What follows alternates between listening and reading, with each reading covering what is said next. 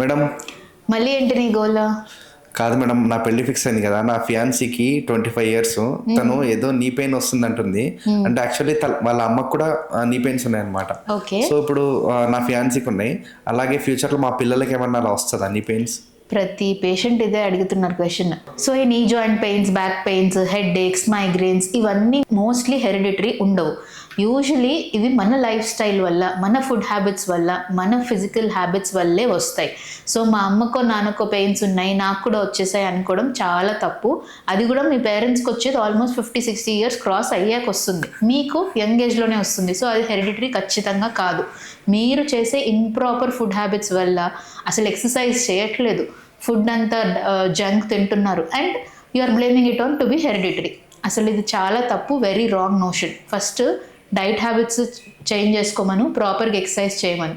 అంతేగాని మా అమ్మకున్నాయి, నాన్నకున్నాయి, అందుకే నాకు వచ్చేసిందని సరి చెప్పుకోకండి. Definitely it is because of your bad habits. So ఊరికే బయట జంక్ తినిపించకుండా కాసేపు హాయిగా ఇంట్లో కూర్చొని హెల్దీ ఫుడ్ తినండి.